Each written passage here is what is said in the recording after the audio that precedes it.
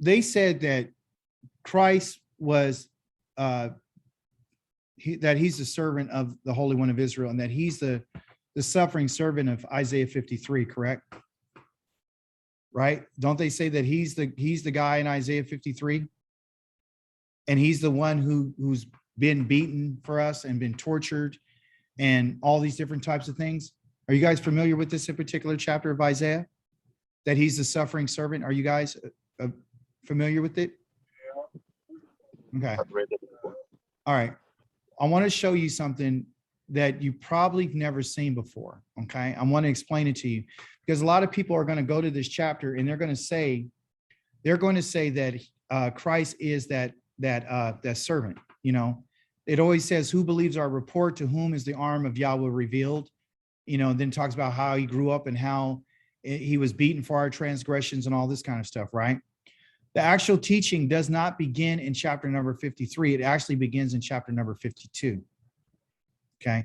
In Isaiah chapter number 52, it says, and I told you guys how they divide up the teachings by these little marks in the scrolls. This right here is a stuma, meaning that the teaching is not over. It's just a space to let you know that, hey, you know, just take a pause and now we're going to start on something different. Okay. So in chapter number 52, that stuma is right there. And then you got it starts in verse number, verse number 11. And I'll read it to you in English first, not in Hebrew first, in English first. All right, 52. All right, 52. All right. So we'll start in verse number, let's just say in some 10 or 11. So here it says, break out into joy, sing together. Why does it want us to sing together? You ruins of Yerushalayim. Okay. So this is about who is this about so far that we read? What location is this about? Break out into joy, sing together, you ruins of Jerusalem, correct? Yes. Yerushalayim.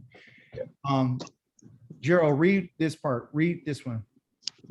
I'm actually driving, Brother Dunn. Okay, no worries. I'll say, Akoti Pam, read that for us right here, starting right here.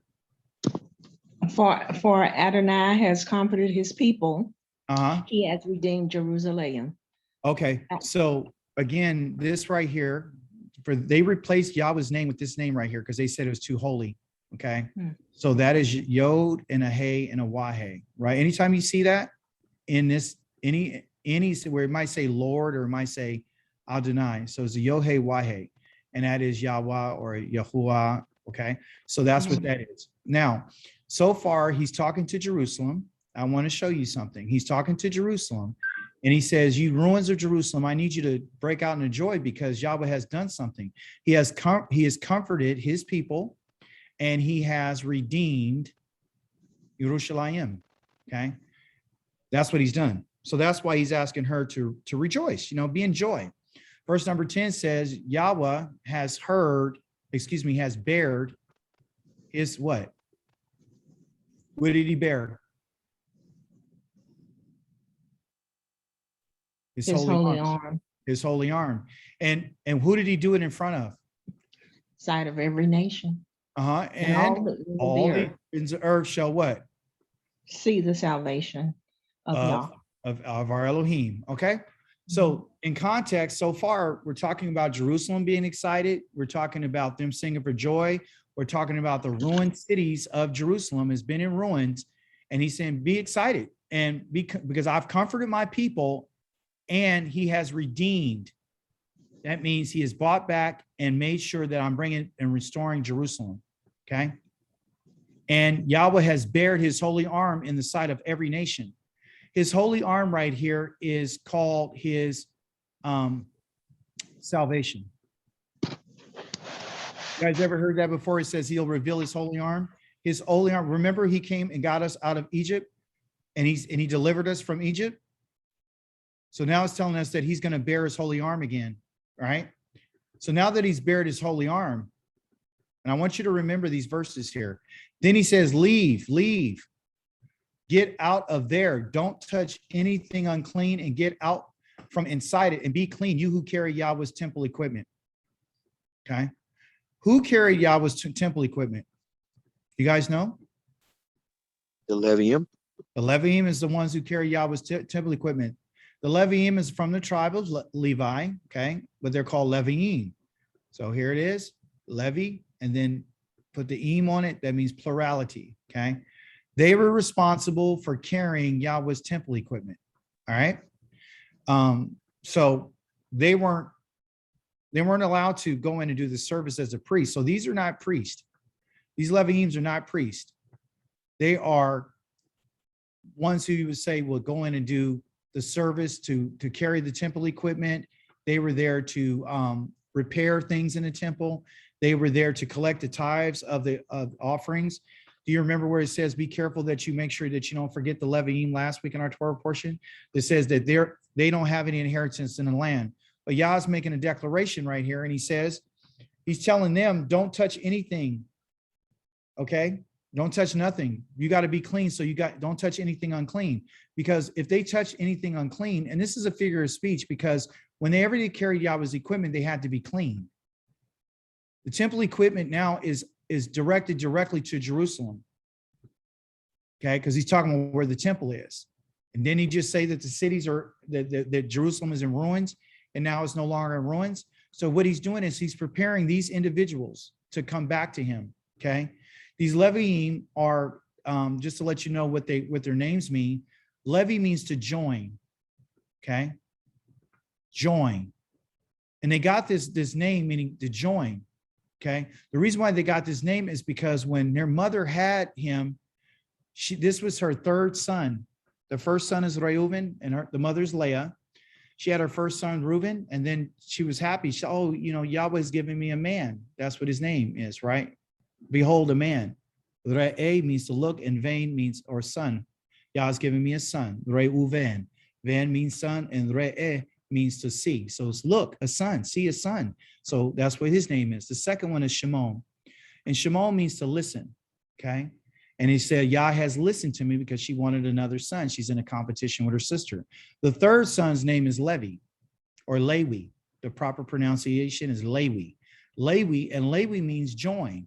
So now that Leah has had 4 sons, she had 4 sons at this time, and he's the 4th one. She said, Yah has joined me to my husband. Now for sure, he's not going to be going back and forth to this other tent to my sister Rachel. He's just going to be staying home with me, because now he got 4 sons. So now he's going to be at home all the time, right? And then she had Judah, which was next, which his name means praise. So all these names have significance. So in this case, Yah is mentioning Lewi without even mentioning his name. He lets us know who Lewi is by what he says. We know that Lewi is the one who's responsible for the temple equipment, and nobody else can touch that equipment. If they did, Yahweh would kill them. Okay. So anyone who's reading this would know, if they understood the Torah, who's he talking to? Okay. He says, you need not to leave in haste. Okay. You don't need to leave in haste, meaning you don't need to pick up, get your bags and all that kind of stuff. You don't need to flee. Why? He's telling, because Yahweh will go ahead of you, meaning because Yahweh is go ahead of you, just like he did in Mitzrayim. If Yahweh is going ahead of you, and the Elohim of Israel will also be behind you. Now, what time, or can someone describe to me when Yahweh was ahead of them, and what did it look like when Yahweh was behind him? Talk to me. It was in a cloud. Yes, it was in a cloud. It was a pillar of a cloud. And the cloud was during the what? It was leading and following. Yes, and it was to guard them. Yes, it was guarding them along their way. So this is why Yahweh says you don't need to flee. I'm telling you don't touch nothing, but I'm not telling you to flee, because I'm going to be there. I'm going to go ahead of you, and I'm going to go behind you. Okay. So this is indicative to let us understand, if you see a pillar of a cloud, of fire, or of a cloud, then you should know. Okay. That's what you would know. Right. And so he says, look, he said, I'm going ahead of you, and the Elohim of Israel will be behind you.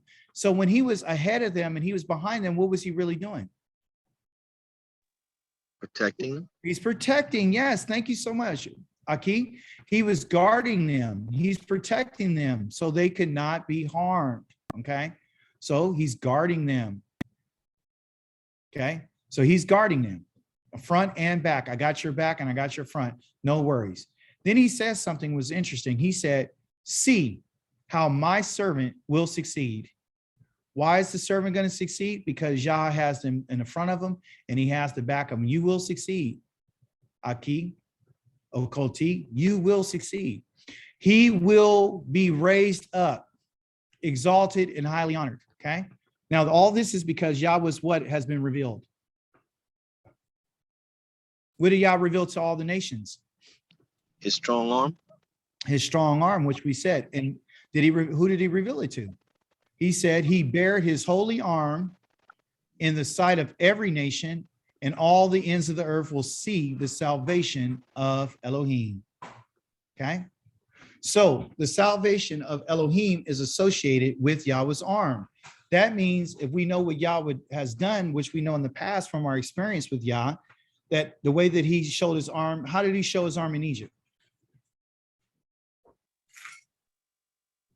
By bringing them out mightily. Yes, and did he do it? He did it with signs and wonders, right?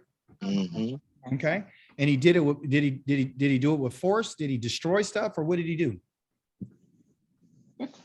He destroyed the Egyptians, that's for sure. He destroyed them. Did he destroy their economy? Mm. With Yes, he signs. did. Yep. Did he destroy their fields? Yep. Did he destroy their animals? Yep. Did he kill their firstborn? Oh, yes. He destroyed their trees with hail and lightning. Did he destroy their rivers? Yes, he did. You Man. understand? He totally destroyed them. So this servant here now is someone that is going to be exalted. My servant will be or will succeed. He will be raised up, exalted, and highly honored. Now, we're talking about a servant. Okay, guys see that? Mhm. That's what we're talking about. You guys are my scholars. You guys are my scholars. Everybody online is getting scholarship right now. Being a scholar doesn't mean you have to go to school for 40, 50 years before you're a scholar. All a scholar means is that you're willing to read. That's all it means. And you're going to have a different opinion over someone else who doesn't read it the way you do. Well, I want to let you know something. In the Torah, there is no special interpretation. There's no special interpretation, meaning like I can't have one interpretation and then someone else has another interpretation, especially when it comes to the Torah, because Yah's words don't need interpretation. You guys follow what I'm saying to you? So if someone is telling you that you need a special person to teach you the Torah or to instruct you, Yah is the one who does the teaching. I might be the one reading it. I might be the one who tell you what the grammar is. I might be the one to kind of show you where things are, but I'm not the one who interprets it. Yah is the one who, you're his son and you're his daughter. He'll tell you, he'll explain it to you. If he explains something to you, you might get it this week and you might get it next week. You might get it a month from today. You might get it a year from today.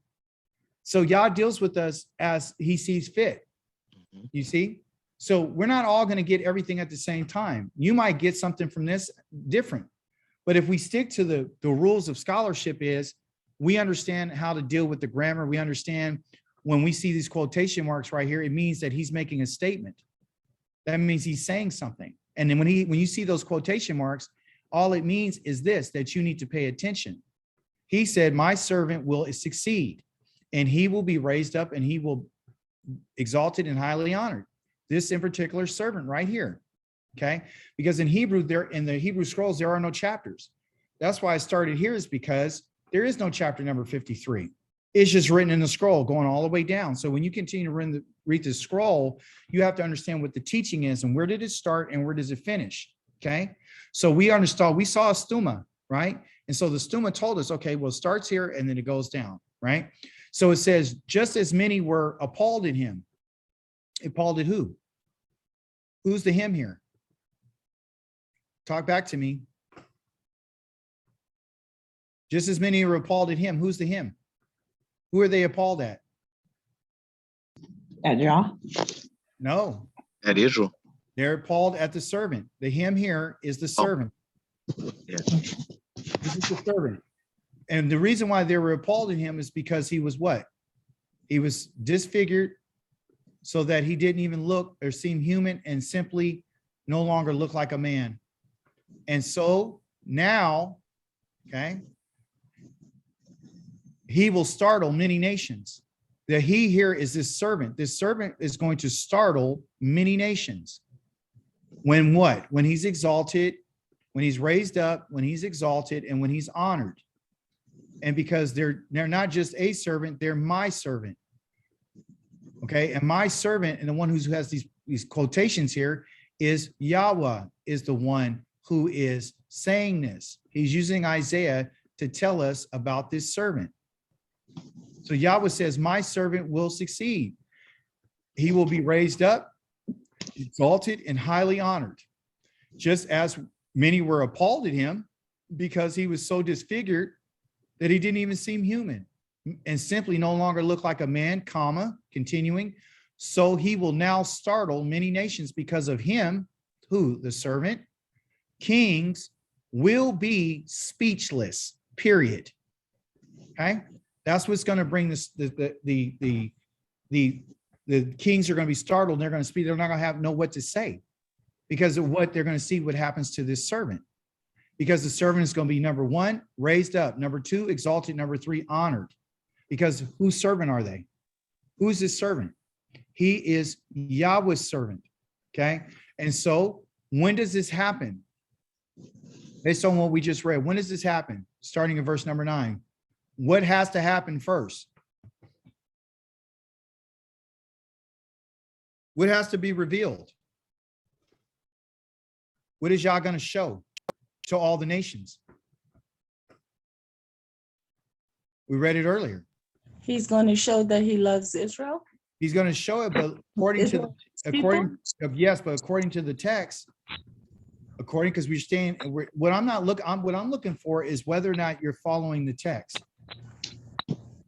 What does the text say again? He says Yahweh has bared his what?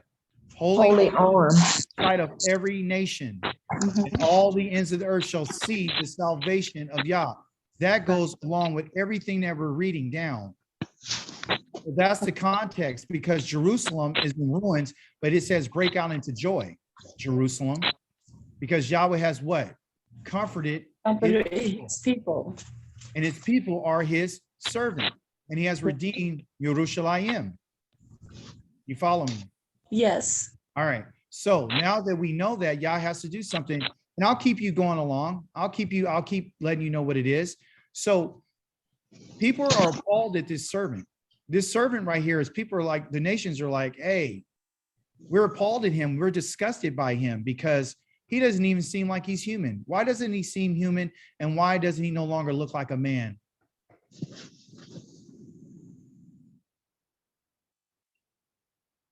Somebody give me some ideas. Why would these nations say that he doesn't seem human anymore? Because he was so disfigured. Yeah, but also too, he doesn't seem human because he's not being treated like a human. He's being beat. He's being hung. He doesn't care. He lives on the streets of all the streets in the cities. Mm-hmm. He's homeless. That's going on with the so-called black man, black woman. Yes. Beaten and killed in the streets right now. They don't see human. No, they're less than human. Matter of fact, the Constitution of the United States of America says that you and I are 3/5 of a human being. Yes. Still to this day. And guess who knows that? Not just the United States of America, but the whole world knows that, because they know our Constitution. The leaders and the kings and all of them, they know what's written in that Constitution. I hope you understand what I'm saying to you tonight, that you are not considered 3/5 of a human being according to the Constitution of the United States of America. Well, see, Brother David, Yes. that's why I said Israel. And the second reason is because Israel is not like the regular human race here. No, We're they're not not. supposed to be. So that would make us look inhuman to them for what they see a human being is to be, because for one thing, they're already corrupt. Yes. And And they you're- have not the mind of Yah, nor do they have his spirit, nor do they have his Torah. nor do they even want to have his mitzvot in their life. So therefore, we would appear to them as not human as they would know it. Right. And so thank you for that point, Koti. But now listen to this. I'm going to say this. When I discovered this, it blew my mind. It said he simply no longer looked like a man. And then what it is what a man looks like, not from an appearance of just appearance looking like a man. You know, nations are recognized by the strength of that nation. You know, Russia is known by its strength because of all of its great leaders. Israel right now doesn't even have a great leader among them. We're a nation without rulership. We're a nation without judges. We're a nation of people who are being oppressed. And we're a nation of people who are being mistreated. We're a nation of people who don't even seem human. No one cares about our human rights. I mean, even in the United Nations are talking about having the United States brought up on charges for the lack of human rights. Other countries have said this because of what's happening to their African American population. Okay, out of all peoples on the face of the earth, the African American and all these, not just the United States of America. I saw videos in India and all Pakistan where they're beating Black people with bats.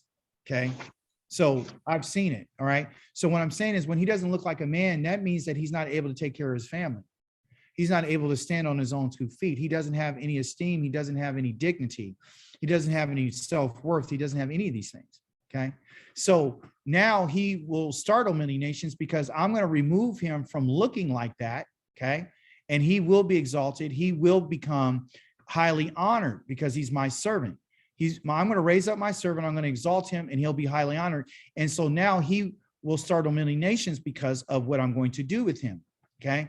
And because of him, who the servant, kings will be speechless. That means when Yah reveals his arm to the nations, they're going to find out who this servant is. They don't know who this servant is.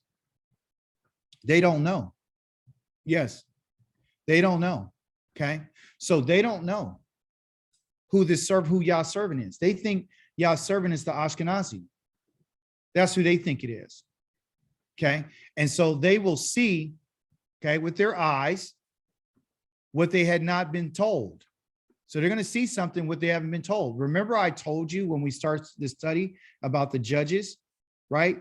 They're going to see something they haven't been told. You understand? They will ponder things that they have never heard.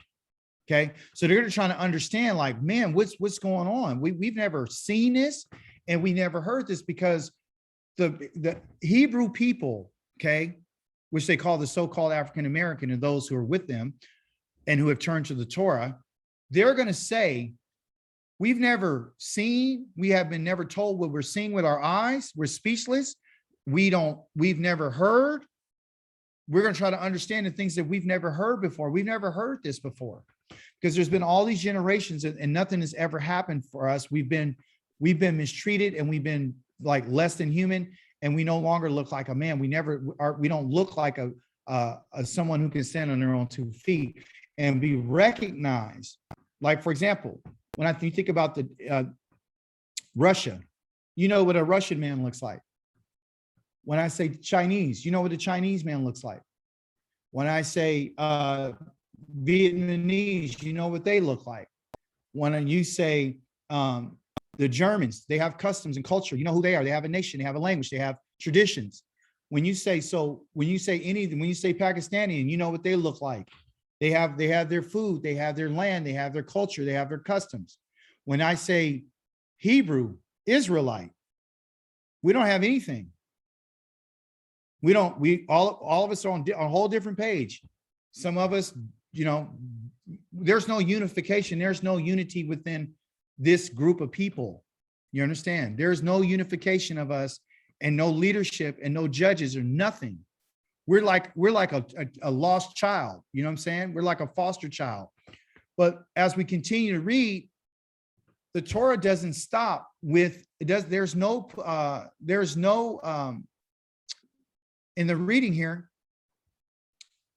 there is no stuma here on the end. There is nothing here. Where's the putukai at? It's not here. Where's the stuma at? It's not there. So that means that in Hebrew, in the Hebrew scrolls, that means that the conversation hasn't stopped. The teaching hasn't stopped. Now, the same servant that we're talking about right here, when he's going to be revealed, is when Yah's arm is bared. Okay.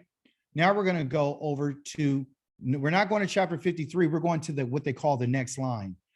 Drop it out of your mind for it to be chapter 53, because it's not chapter 53. It is the next line. Okay. So the next line in the Torah, as you can see here, this is what they said. Look, it has the quotations. That's what those kings have said. Remember what they said. That's what they said. Okay. They'll be speechless because they'll be saying things they've never heard before. Okay. Now we're going to the next line. That's all we're doing. And the next line says this. Somebody read it for me.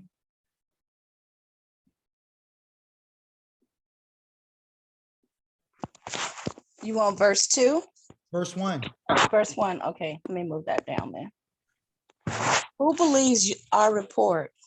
To whom is the arm of Yahweh revealed?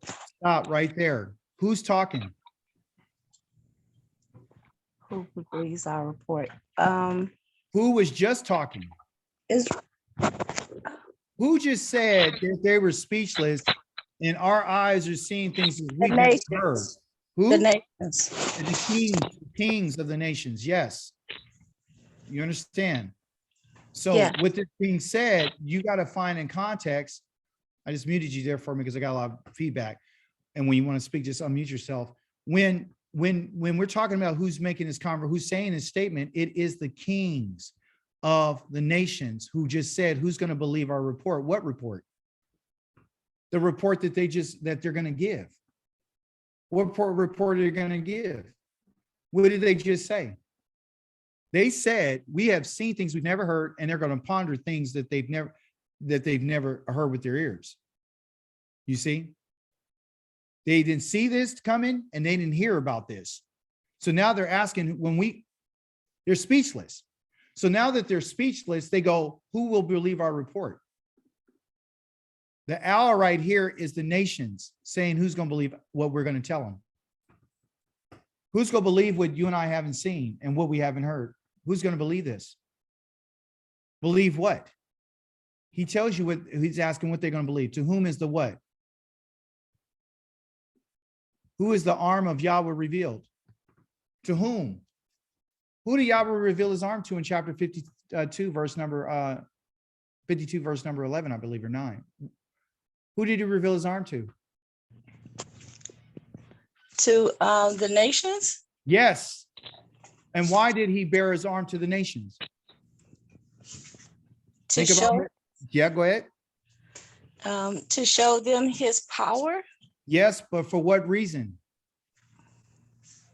What did he say about Jerusalem? And what did he tell Jerusalem to be full of joy? And he says, because he has did what to his people? Comforted his people. He comforted his people. And what else did he do what did he do for Jerusalem? He what? Redeemed them. He redeemed them. See? So the servant is his people. Okay. Yah uses Israel. He talks about Israel and Jacob as third person, and he talks about him as singular, and he also mentions him as plural. So when Yah says Israel, even though it's plurality, he's still talking about one man. He's talking about Yaakov. Okay. So he uses it interchangeably all the time. He'll say, here, Yaakov, you're my servant. Israel, you're my chosen. He'll say that. Okay. So when you read this now, when we're about to read this, I just need you to understand that the kings of the earth are asking who is going to believe this thing that we're about to tell you, because we just saw something and we heard something we never heard. And to whom, meaning to who is the arm of Yahweh revealed? We found out that the arm of Yahweh was revealed to the nations. You see? And he says, before him, before who? Before him, before Yahweh, he grew. Who's the he? The servant. Who's the servant? Israel. Israel has grown up in front of Yah as a young plant. Okay? Like a root out of a dry ground. Hey, David, how do we Israel, know when he's talking about Israel as a singular or Israel as plural? by its name. For example, when he says Yaakov, he's talking about him. Remember, before he named him Israel, his name was Yaakov. So I'll show you a verse right quick that kind of shows you, like, he'll use it interchangeably. Like Okay, so whenever he uses the name Israel, he's talking about us as a Jacob. whole, Yes. not just not the one, not the No, man. Okay. no, but he looks at Israel as one though, even though their nation. Remember, Moses asked Yah, he says, remember the people made Yah so angry, he's about to kill everybody. And then he says, why, Yah, why are you so mad? Why are you going to kill the whole nation as one man? Are you going to kill everybody like you would one man? Would you do that? So Israel in Yah's eyes is one man. They're Yaakov. You see, that's how he sees Israel. Because Jacob, Yaakov's name is Israel. You see? So when Yah's talking about the promises that he's made to Yaakov, he made it to his sons and his children. Israel is, in Yah's eyes, one man, and that man is Yaakov. You see? So sometimes when we talk about Yaakov, we say, okay, that's him. And then we say Israel. Then we say, oh, that's the 12 tribes. But who got named Israel? Whose name is really, what's Israel's real name? Jacob. His real name is Jacob. So we can't get that confused, meaning that Jacob and Israel is one and the same. They're one and the same. Okay. And then what do Yah? Okay, here's an example. When Yah says that Israel, he says, Ephraim is my firstborn. Does he not care? Does he care about all the, he says he's Israel. He calls Ephraim Israel. Israel is identified by one name, by Ephraim. Ephraim represents all 10 tribes. So is he talking about just Ephraim as an individual man? He's making reference. He'll always reference one man to represent everybody. When he talks about, hey, I'm going to put my name in one of your tribes. He didn't say that at that time, I'm going to put it in the house of David. He said, I'm going to put it in one of your tribes. But what tribe he did it in Judah. But what family out of that tribe? He chose one man out of that family, which out of that whole tribe, which is David's family. Just like out of the Levites, he chose one family. But when you say Leviim, you're not just talking about Aaron, you're talking about the whole tribe. So my point is, okay, when you say the people of Moab or Ammon, or he says, I've given this land to Lot's descendants. Moab. Is Moab consistent of one person? Because that was the name of his son.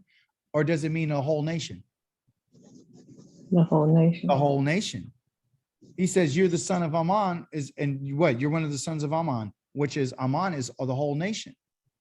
See, the Ammoni, when he says Edom, is he talking about one man or is he talking about the whole nation? The nation. Talking about the nation, but he speaks of the nation as what? One.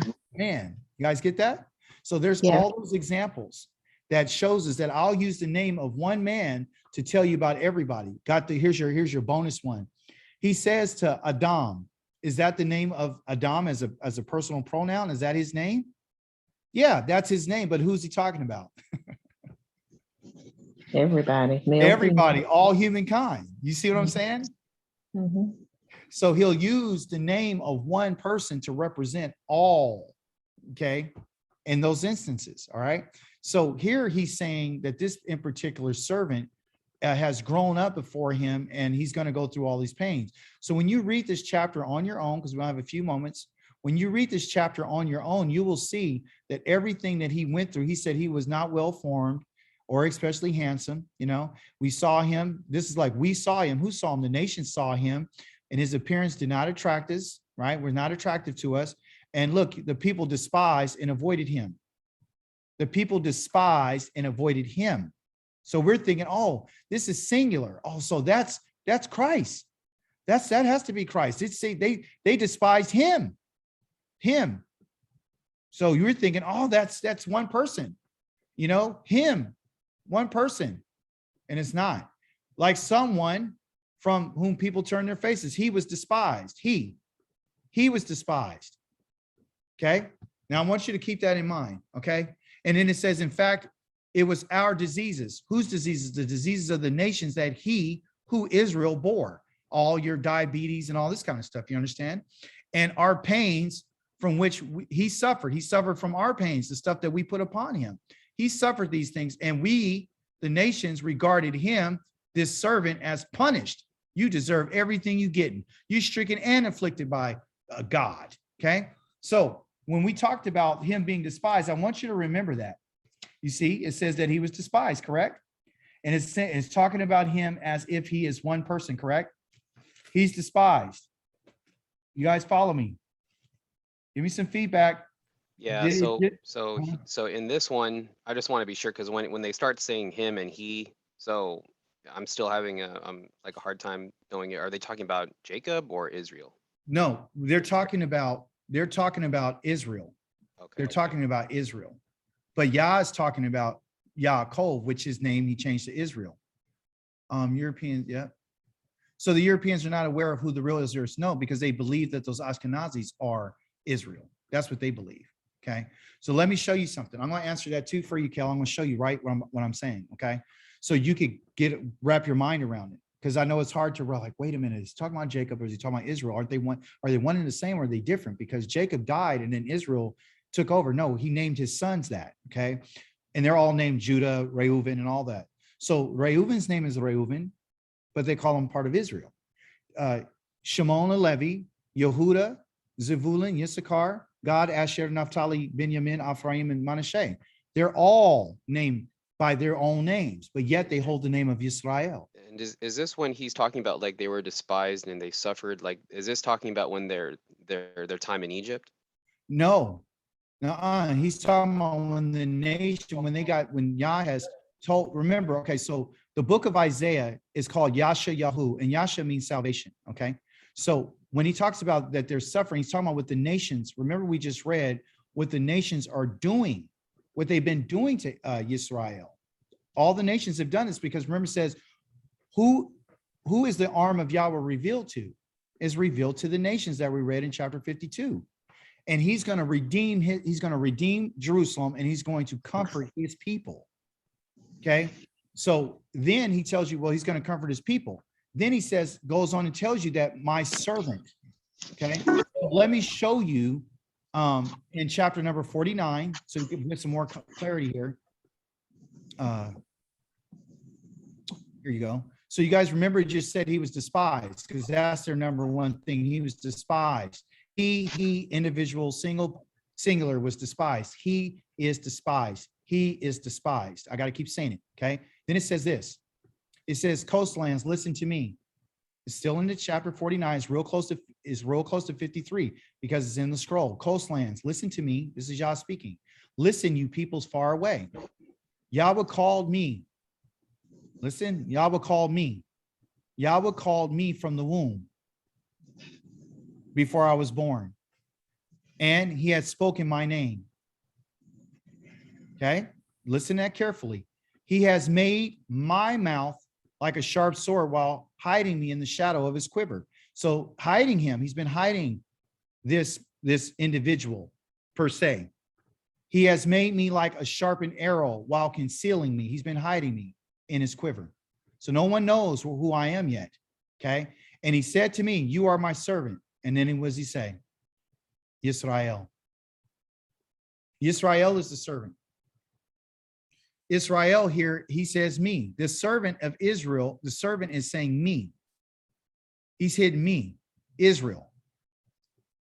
That's why he says, my servant is Israel. And he says, through whom I will show my glory. This is the reason why he's using us to bring us to the nations, so he can reveal his arm to the nations, okay? Meaning his power to redeem us and comfort his people. Yah has allowed us to be beaten, stricken, and despised. So all the nations would be like, when they see what happens, they'll be amazed of what's going on. Kel, we're going to come right back to this. But here's what he says. I'm going to leave here just so I can get here for you, so I can bring it, so I can give you more clarity. In chapter number, it's in Isaiah, it's in chapter number 43, and I'm going to show you how he interchangeably uses the name. Okay. Listen to what he says. But now, this is what Yahweh says. He who created you, Jacob, Yaakov, he who formed you. Remember, he just said, I was formed by Yah. Israel. Saying, singular, plural. Even though it's plural, he speaks as one man. Okay. Don't be afraid, I have redeemed you. That right there is singular, third person masculine singular, excuse me, second person. He's talking to him. He said, I'm calling you by your name. You are mine. Is he just talking about Jacob?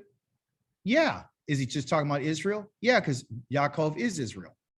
And when you think of Israel, Israel had how many sons? Oh, that's right, 12. That's what gives him the plurality. But he only looks at Israel, the whole tribes, as one man. Just like you would look at Edom as one man. You don't look at Esau and say, well, it's Esau. No, he calls him Edom. And when y'all talks about Edom, he's talking about all his sons. You see, not just Edom, he's talking about all of his sons. Okay. So that's where they get it from, is that Yaakov, he said, I created you. I created you, and he who formed you. Once he calls him Jacob here, and the other one he calls him Israel.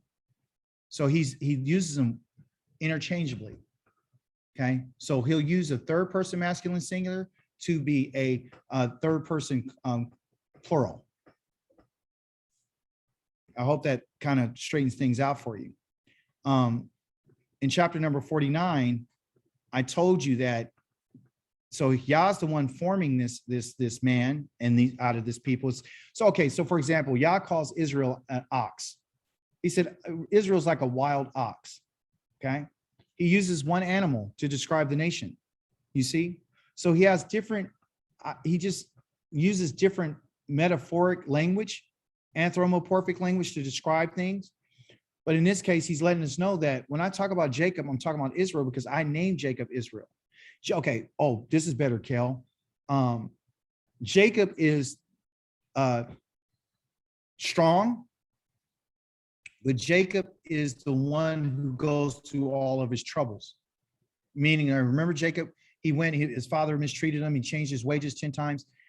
They chased him. His brother was out to kill him and all these different types of things. It's not until he wrestled that he became Israel. That's when he earned that name, is when he prevailed with Elohim. You understand? So when Yah talks to Jacob, he's talking to his hereditary name by his father, Abraham Yitzchak. And then when he calls him Israel, Israel is a prince with Yah.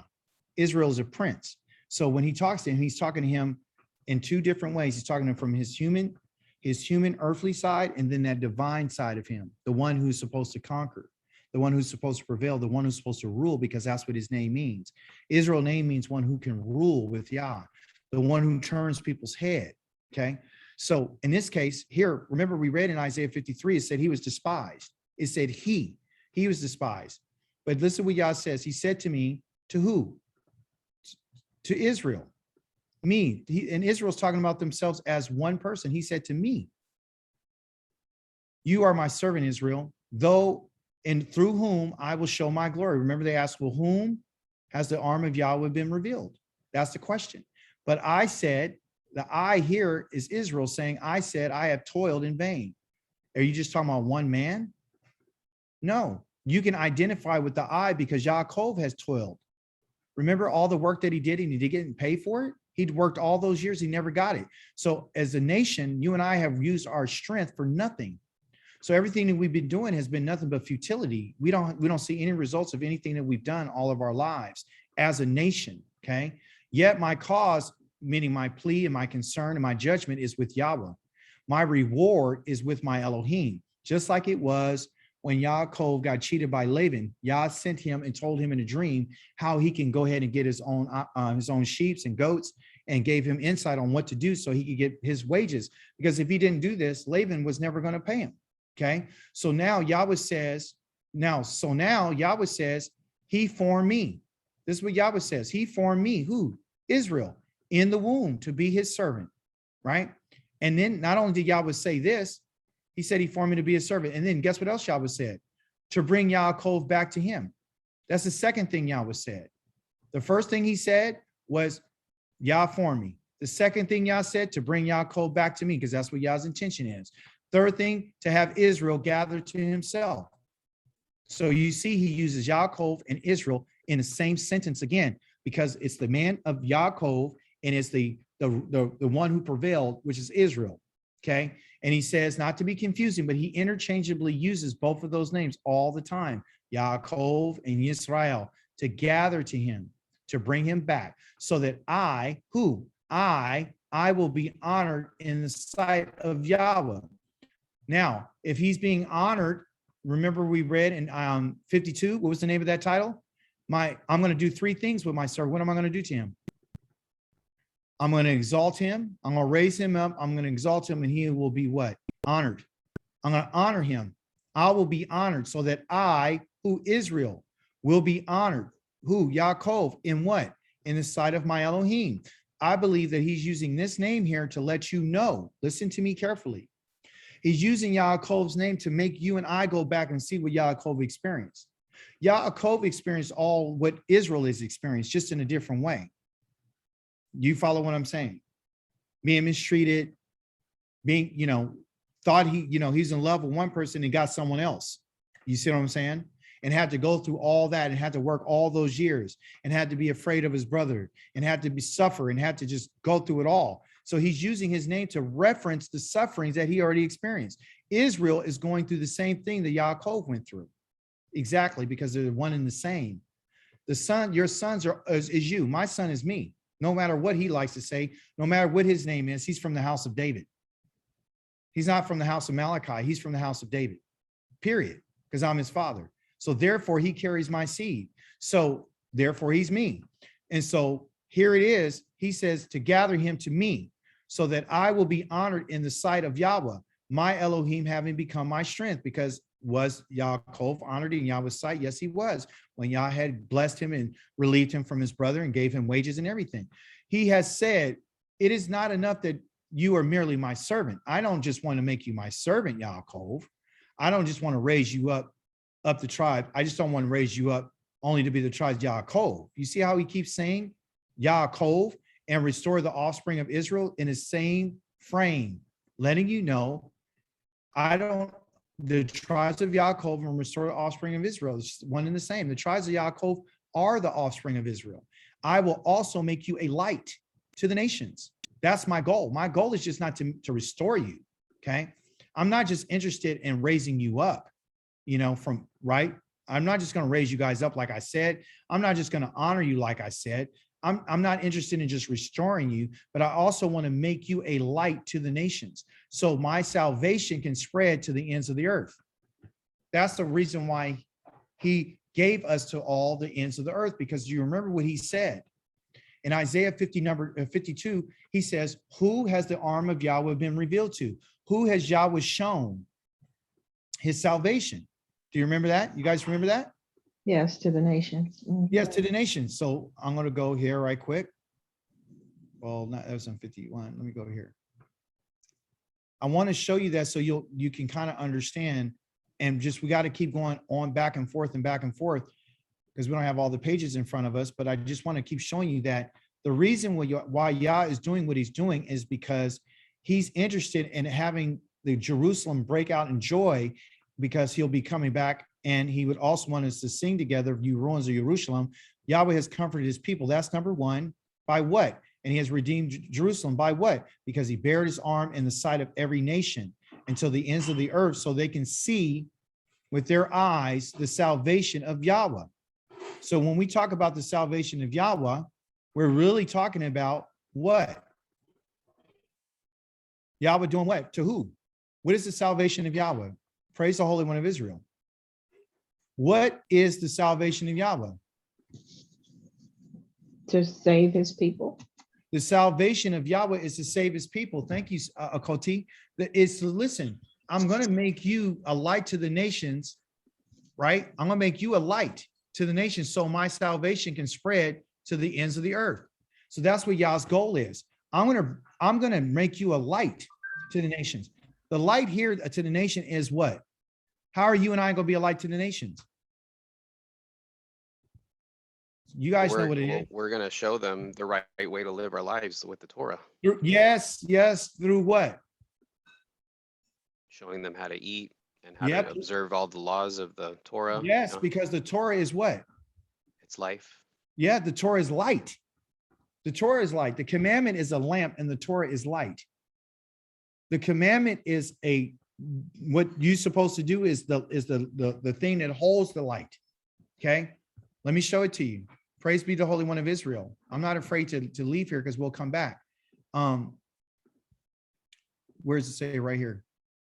It says right here in the book of Proverbs, chapter number 6, verse number 23, I think, if I'm not mistaken. If I am, I'll just have to find it. But in Proverbs chapter number 6, verse number 23, it says something. It says that the Torah, the mitzvah, commandment, here it is. Yes, I was correct. The commandment, the mitzvah, is a lamp. It's what holds light. The Torah is the light. And like you said, Kelvin, the reproofs that discipline are the way of life. So when he talks about making us a lamp or making us a light, it's because you and I are the ones who keep the what? The mitzvot. We keep the mitzvot. You keep the mitzvot, you have light. Because guess what the mitzvot is? The mitzvah is, you know how when the lights go out and you guys go to, and I'm going to try to draw it better. You know, when the lights go out, you got this thing called a lamp. You see? Right? And then it shoots up like this. Forgive my drawing, I'm doing my finger. And it has this little thing right here. And then inside of there is the fire. I mean, the oil. And the oil has a little wick and all that. And then when you light it, the fire comes out. Okay. Or I don't think it comes out. It just lights it up inside here. And it brings light out. The light shines out of that, okay, out of that lamp. It gives light, okay? So the mitzvah, the commandment is this lamp, not the light. The light is the Torah. The light is what's coming out from you doing the commandments. You see that? So here's the light right here. There's illuminating. You understand? Where all people can see it all around you. Okay. So you and I are the holders of the commandments. And when you and I do what Yah says, then you and I have light. The goal is for Yah to take the Torah and because you and I keep it, to put the light inside of us. So it would always be there and always be able to emit light to the nations. That's what he says in Jeremiah, where he says, I will write my laws in your mind. Okay. So that's what the Torah is. The Torah is light. The commandment is what holds the light. Okay. You guys get that? And it's the reproofs that discipline. Reproofs that discipline are the way of life, way to life. That's the way to life. The way, in order for us to get life, you and I have to go through a process of being disciplined. And we're disciplined by that which we got reproved by. And what reproves us is this light. It tells us, no, that's wrong. And I can see what you're doing. So I'm going to put some light on this so you can reprove yourself. But the only thing that you got to do first, you got to keep the commandment. If you don't keep the commandment, you don't have any Torah. You don't have any light. So what gives you the light? If you keep the commandment, because the commandment is the one who holds the Torah. You see what I'm saying? And the light that he's talking about is not a light that you get from the store. It's fire, because that's the only light that people know. If you look outside, what's in the sky that gives light? Is it a PG&E or is it a big ball of fire? It's a big ball of fire. It's called the sun. You understand? So I hope you guys got some understanding from this. Now I want to wrap it up. Now that we understand why he wants to make, he said, it's not enough that I just make you my servant. It's not enough that I'm just going to raise you up. It's not enough. I want to make you out into this, I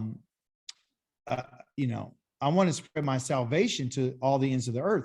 And I'm going to use you to do that. So this servant is Yah's individual who's supposed to show his salvation so it can spread. That's what Yah's intention is for Israel. But you and I can only do that if we go through this process, okay? This growth process. And it takes time and it takes effort and Yah's been watching us, okay? And he says, here is what Yahweh says, the Redeemer. Remember, we just said that in 52, that he redeems what? Jerusalem, but he's also the Redeemer of Israel, his Holy One. Yah is our Holy One, Israel's Holy One, right? Israel here, who? One person? Yes, Yaakov. And Yaakov had 12 sons, and those 12 sons had thousands and thousands and thousands and thousands and millions and millions and millions of descendants, which are still identified as one man. So when anytime Israel got in trouble, you can read in the book of Joshua, somebody did something wrong, Yah punished the whole nation. When that man took the stuff that he didn't supposed to take after they went to war, Yah punished the whole entire nation of Israel. That was Achan, I believe. Yeah, chapter number 6 or 7 in Joshua.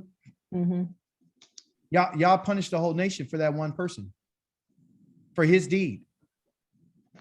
Yah, if the high priest was out of pocket and he did something, the whole nation would suffer. That's why Yah says, get rid of that wickedness away from you, because the whole nation will suffer as a consequence of one person doing something against the Holy One of Israel. Because remember, they kept saying, why would you bring the anger and hostility of Yah against us by continuing these things, like they said in the book of Nehemiah? What's wrong with you guys? Wasn't it enough what Shlomo did, but now you're going to bring the wrath of Yah upon us again? There was plenty of righteous people that were still in the lands that were getting put out and driven out. You understand? When Yah executes judgment, he executes judgment on the whole entire nation. That's why I always say you can't, this whole individual effort, like, oh, I'm okay, but the rest of the nation isn't. That's the wrong attitude to have. Well, that's why we have to encourage each other, because we have to look out for one another and be like, no, that's what it is. So my job as a leader, because I've decided to be a leader and you guys decided to choose me as your leader. My job is to make sure that I teach you everything that Yah says the right way.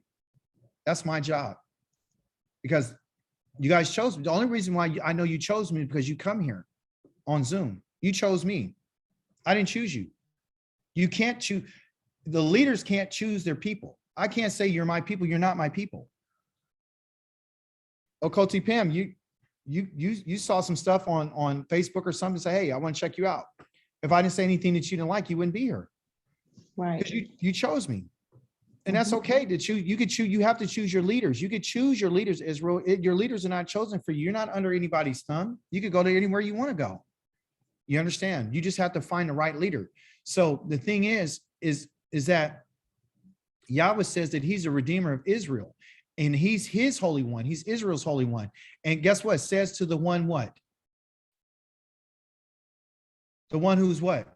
Despised He's despised. And we saw that in chapter 53, didn't we? It said he was despised. and rejected. The one who is despised, and he is to whom the nations what? They detest us. The ones who they said he doesn't look like a human being, because all the diseases and everything they talk about in 53 has been put upon us because they detest us. And we and I are servants of tyrants. And it says, when the kings stand up, when the kings see you, they will stand up, and princes too will prostrate themselves, because Yahweh, who is faithful, the Holy One of Israel, has chosen you. When would those kings and those princes prostrate themselves? When they see who's armed. When they see Yahweh's salvation of Israel, that's when they're going to see you. And that's when they're going to stand up. And that's when the princes will prostrate themselves, because Yahweh, and it tells you, because Yahweh is faithful. Yahweh is faithful to what? To keep the promise that he said about delivering us. He's the Holy One. That's why he uses the term, what Yahweh says, that I am the Redeemer of Israel. I'm his Holy One. And it says to the one despised. Israel's despised. The nations detest Israel. Israel's a servant to tyrants. And then he says, when kings see you, they will stand up. When? After I exalt you, after I lift you up, after I raise you, after I exalt you, after I honor you, in chapter number 52. That's when they're going to see my salvation, is when I do something with you, because I'm the Holy One of Israel, the one who has chosen you. See, you get what I'm saying? Here is what Yahweh says. At the time when I choose, when he chooses, and this is in closing, when he chooses, I will answer you. When I choose, I will answer you on the day of salvation. I will help you. But guess what it's going to be? It's going to be at the time when I choose it. It's not going to be when you choose it. It's going to be when I choose it, and I will answer you on the day of salvation. I will help you. Why? I have preserved you, Israel, and I have appointed you to be a covenant for the people, because my covenant for the people is I want you to bring light to them. You're the covenant for them. I made a covenant with you. And guess what? I'm going to use you as a covenant with them. You're the sign that they need. They cannot have salvation because if I don't reveal my arm about you, I'm killing everybody. There won't be any more people on the face of the earth because there's no reason and purpose for them, because you're the light of the world. I chose you to be the light. I know someone wrote in the book of John that they were the light of the world, but all the nations did not see that person, and you guys have never been delivered. So that's not the light. You guys are the light. I chosen you, Israel, to be my servant. I chose you to be the light to the world. And when kings and princes see you, they're going to prostrate themselves and they're going to see my salvation. My salvation, I'm going to answer you on the day of salvation. When what? When I bring you out from being despised, when I bring you out from being a servant of tyrants, when I help you. I haven't helped you, y'all, because I haven't chose that time yet. It's not the right time. But that time might be in 30 days. You don't know. It's the time that I choose. I'll choose the time, and I will answer you when I feel like it. And that time that I choose to answer you will be the day on your salvation. And I will help you on the day of your salvation. That's the only time I'm going to help you, Israel. I have preserved you for my purposes. I have appointed you to be a covenant for the people. This is the reason why you exist.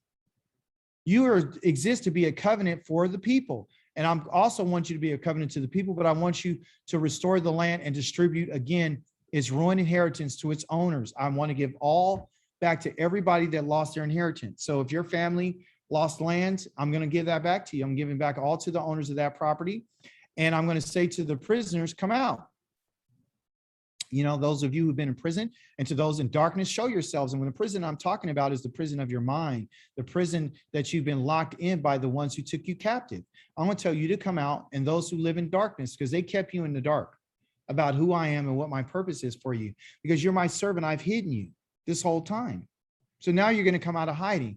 Then you're going to say, show yourselves. So why? The whole world can see you. They will feed along with they will feed along the paths, and all the high hills will be their pastures. They will neither be hungry nor thirsty, because that's what you suffer, the scorching wind from working out in the fields, in the places of your oppression, and the sun will not strike them, because I've seen enough of you guys being struck down and working till you guys drop dead. I will have mercy. He who has mercy on them will lead them and guide them to springs of water, like I would a group of sheep. I will turn all my mountains into a road, and all my highways will be raised up, and there they come. Who? Israel. So Israel, again, is plurality. They will come, my people, some from far away, and some from the north, and some from the west, and some from the land of Shanim. Because Israel scattered all over the place. And that's why I want you to sing, heaven. And I want you to rejoice, earth, because why? And I need you to break out in song, you mountains. Why? For Yahweh is what? In chapter number 52, he says it here again, and here in 49, Yahweh is comforting his what? His people. And he's having mercy on his own who suffered. You guys and I are the suffering servants. You're the ones who suffered. That's why I'm going to give you water to drink. I'm going to lead you. When you guys are tired, you're tired of your jobs, you're tired of being oppressed, you're tired of paying rent, you're tired of bills, you're tired. But Zion says, Yahweh has abandoned me. So remember, he told Zion at Jerusalem to sing and be rejoiced, because Zion is concerned. Like you said, you just redeemed your people. Well, what about me? She's going to say, Yahweh has abandoned me. Yahweh has forgotten me. And Yah says, can a woman forget her child at the breast? Show no pity on the child from her womb? Even if these forget, I won't forget you. I'm not going to forget you, Jerusalem. Why? Because I've engraved you on the palms of my hands. Your walls are always before me. Your children are coming. The children that I just redeemed from all the nations, they're coming quickly to you. Your destroyers, the ones who did you dirty and burned you down and plundered you and leaving you and going, and raise your eyes and look around. They're all gathered, are coming. All those gathered are coming together. They're all coming to you together. You see? So what do we have here? In closing, and they're coming to you, says Yahweh, as surely as I'm alive, because I never die, you will wear them like jewels, and you will adorn yourselves with them like a bride, meaning all your children. For the desolate places and the ruins that were devastated, in your devastated land will be too cramped for those living in it. Your devourers will be far away. No one's ever going to mess with you again. The day will come when the children born when you were mourning will say to you, this place is too cramped for me. Give me room so I can live. The reason why they're going to say that is because Yah's going to increase their numbers and they're going to start having children. They're going to be so busy increasing their numbers. They're going to have a whole bunch of people and he's going to say expand because it's too small for us to live in. Then you will ask yourself, this is what Zion is going to ask. She's going to ask, who fathered these for me? Where all these kids come from? Because she's been mourning, right? Because we've been born somewhere else. I've been mourning my children alone. I've been mourning them because they've been taken away from me. They've been in slavery. I've been alone as an exile, wandering to and fro. So who raised these? And guess what, you guys? She said, I was left alone. So where have all these come from? And guess what Yahweh says? Guess who fathered us? You better hear what I'm about to tell you. The master Yahweh says this. Master Elohim answers, I am beckoning to the nations, and I'm raising my banner for the peoples. They will bring your sons, and in their arms, and carry your daughters on their shoulders. Kings will be your foster fathers, and princesses your nurses. They will bow to you, face toward the ground, and lick the dust on your feet. Then you will know that I am Yahweh. Those who wait for me will not be sorry. You hear what he said? Those who wait for me will not be sorry. Those who wait for me will not be sorry. You and I need to wait for Yahweh because he just told us it's coming a day when I